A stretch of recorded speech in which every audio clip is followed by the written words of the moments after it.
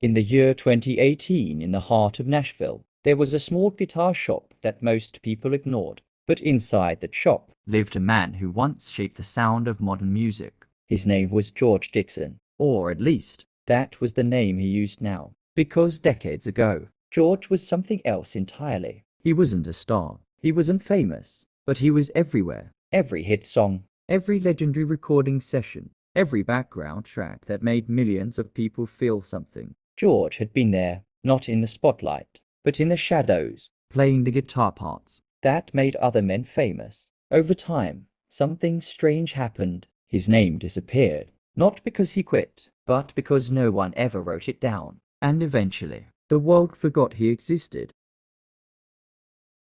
That afternoon, something unusual happened. A sound slipped out of the shop. It wasn't loud, but it was powerful enough to slow everything down. Zakk Wylde stopped first. "Did you hear that?" Ozzy Osbourne didn't answer. He just listened, because the sound wasn't just music. It felt lived in, like every note carried years behind it. Pain, memory, something real. They walked toward the door, step by step, drawn in without a word. The sound grew clearer, heavier, stronger. They stepped inside. Sunlight filled the room, dust hanging still in the air. And then they saw him, an old man, playing like the world still cared. But the world had already forgotten him. Ozzy broke the silence. "You've been playing a long time." The old man smiled slightly. "Longer than most people remember." Zakk stepped forward. "Why don't we know your name?" That question changed the air in the room, because George didn't answer immediately. Instead, he looked down at his guitar, and for the first time,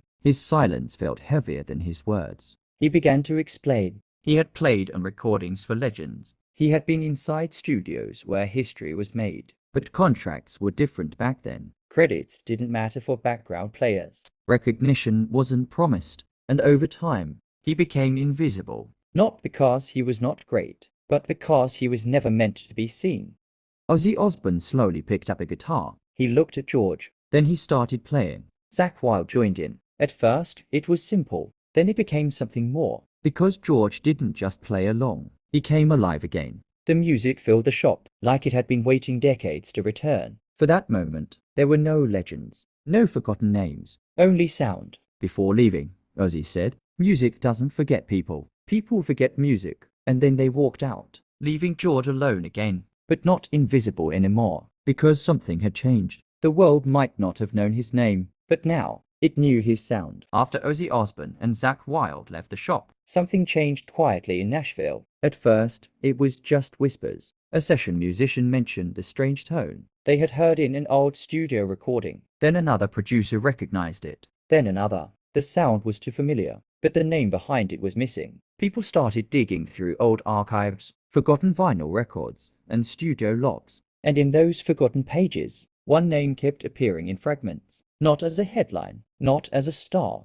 just a small credit buried in time. George Dixon. Meanwhile, Ozzy Osbourne and Zakk Wylde were back on the road. But something about that moment in the shop stayed with them. Ozzy, in silence backstage, said only one thing. "Some players don't need fame. They already belong to the music." Zakk didn't reply, because he knew it was true. Few weeks later, Ozzy Osbourne made a decision. Not for fame, not for media, but for something deeper. He returned to Nashville. Zakk Wylde came with him. They didn't bring cameras. They didn't bring a crew. Just guitars. When they walked back into the old shop, George was still there. Still quiet. Still playing like nothing had changed. Ozzy placed his guitar down and said, "We couldn't stop thinking about your sound." Zakk nodded. "We want to play it again. Properly this time." For the first time, George hesitated. Not because he was unsure, but because he had stopped believing moments like this could happen again. Then he smiled and picked up his guitar. What followed wasn't a performance. It wasn't a comeback. It was three musicians speaking a language the world had almost forgotten. The shop filled with sound again. But this time, it didn't feel like memory. It felt like justice. As Ozzy Osbourne and Zakk Wylde left the shop again, they didn't speak much. There was no need, because some stories don't end with applause. They end with understanding. George Dixon didn't become famous that day, but something bigger happened. He became heard. And sometimes, that is the only kind of legacy that matters.